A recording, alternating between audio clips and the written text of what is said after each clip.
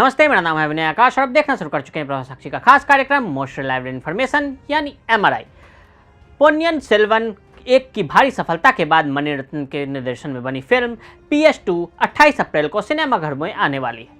पोन्नियन सेल्वन के निर्माताओं ने अब पीरियोडिक मूवी का एक महत्वपूर्ण वीडियो भी जारी किया। पहले भाग के लिए एंट्री वॉइस देने वाले कमल हासन ने अगली कड़ी के लिए ऐसा ही किया है। उन्होंने कहा कि सीक्वल इस बात पर ध्यान केंद्रित करेगा कि कैसे पांड्या आदित्य कड़िकलन से बदला लेते हैं और कैसे अरुणमोझी वर्मन चोल साम्राज्य पर शासन करने की शपथ लेते हैं।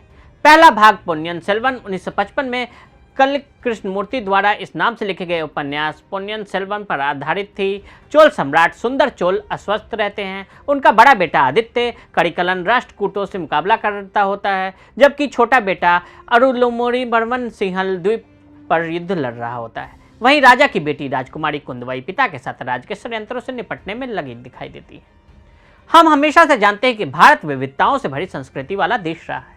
यहाँ कई सभ्यताओं और संस्कृति का विकास भी हुआ और नष्ट भी हो गए, मौर्य, गुप्त, मुगल, लेकिन इनके अलावा कुछ और भी गौरवशाली साम्राज्य की कहानी कहीं दब के रह गई।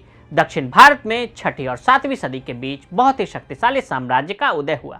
उनमें सबसे महत्वपूर्ण पल्लव और पांड्य आते हैं, जो आधुनिक तमिलनाडु पर राज करते थे।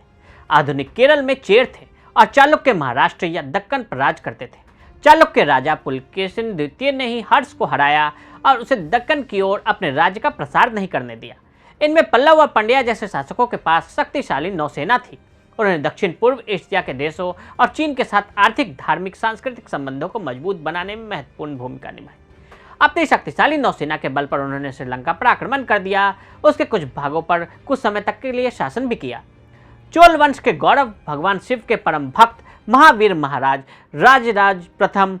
आज हम आपको इतिहास के उस पिछले हिस्से की यात्रा करवाएंगे जिसके नक्षत्र और तारों पर महाराजा राजराज प्रथम और उनके यशस्वी पुत्र राजेंद्र राज प्रथम की गौरव गाथाएं अंकित है। हमने इस कहानी को 2 भागों में विभाजित किया है। पहले भाग में आपको बताएंगे कि कब और कैसे शुरू होता है चोलों का युग। तो आइए शुरू करते हैं चोल वंश की ये कहानी। कब और कैसे शुरू हुआ चोलों का युग।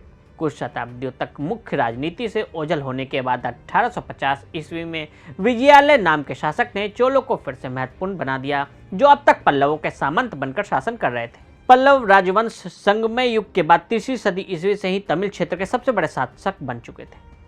विजयालय का नाती परांतक प्रथम ने पांड्य शासन के मदुरा को जीतकर दक्षिण भारत का सिरमौर शासक बन गया। पल्लवों का शासन भी अंतिम रूप से खत्म कर दिया। फिर भी अभी दक्कन वाले महाराष्ट्र में राष्ट्रकूट और मैसूर में गंग शासकों का बोलबाला बना रहा। फिर कुछ दशकों में आता है चोल राजा राजराज महान, सबसे शक्तिशाली चोल राजा जिसे लंका विजय शुरू किया। लंका में चोल राज्य बनाना, मालदीव को भी जीतना, नौसेना के वर्चस्व का एक ऐसा युग चल पड़ा जिसमें सबसे भारी थे चोल। इसने राष्ट्रकूटों, गंगों और पश्चिमी तट और आंध्रा के चालुक्यों को भी हराया। उपाधि थी चोल मार्तंड चोलेंद्र सिंह। चोलों का युग। चोल साम्राज्य वर्तमान तमिलनाडु, केरल और आंध्र प्रदेश और कर्नाटक के कुछ हिस्सों में फैला हुआ था। चोलों के उत्थान और पतन लगभग 9वीं सदी से 12वीं शताब्दी ईस्वी की अवधि के दौरान देखने को मिले। इस क्षेत्र के अन्य शक्तिशाली राजवंश भी आए और गए, जैसे दक्कन के राष्ट्रकूट जिन्होंने चोलों को हराया और आंध्र प्रदेश के चालुक्य जिस क्षेत्र में चोलों ने अक्सर लड़ाई लड़ी की थी। राजवंश की स्थापना राजा विजयालय ने की थी, जिसे इतिहासकार सतीश चंद्र ने the history of medieval era पुस्तक में पल्लवों के सामंत के रूप में वर्णित किया है। दिग्गजों के बीच क्षेत्र के अपेक्षाकृत मामूली खिलाड़ी होने के बावजूद विजयालय ने एक ऐसे राजवंश की नींव रख डाली जिसने दक्षिण भारत के एक बड़े हिस्से पर शासन किया। चोलों के अधीन समाज। चोल वंश की सबसे बड़ी उपलब्धि में से एक इसकी नौशक्ति थी, जिसने इन्हें अपनी विजय में मलेशिया और इंडोनेशिया के सुमात्रा द्वीपों तक जाने की अनुमति दी।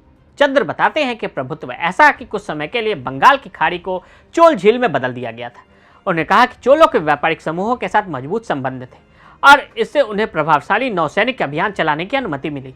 इतिहासकार अनिरुद्ध कनिसेट का कहना है कि 9वीं सदी से 10वीं शताब्दी तक की अवधि एक हिंसक समय था, जहां राज्य अक्सर एक दूसरे के साथ युद्ध किया करते थे। उत्तराधिकारी युद्ध स्वाभाविक थे और यह PSI का फोकस रहा, जो राष्ट्रकूटों द्वारा चोलों को पराजित करने के बाद के समय आता है। कनिसेटी ने कहा कि मंथन के बाद की अवधि थी, लेकिन इसके साथ सांस्कृतिक परिष्कार भी शामिल थे। कला और साहित्य का विकास। राज राजा चोल के शासनकाल में दक्षिण भारत में कला और साहित्य का विकास हुआ। तमिल कवियों के अपार सांबंदर और सुंदरार के प्रसिद्ध कार्यों को संकलित किया गया और थिरुमुराई नामक एक संकलन में मिला दिया गया। राजराजन चोल के पास एक समर्पित सेना थी, जबकि उससे पहले के अन्य शासकों के पास एक नहीं थी।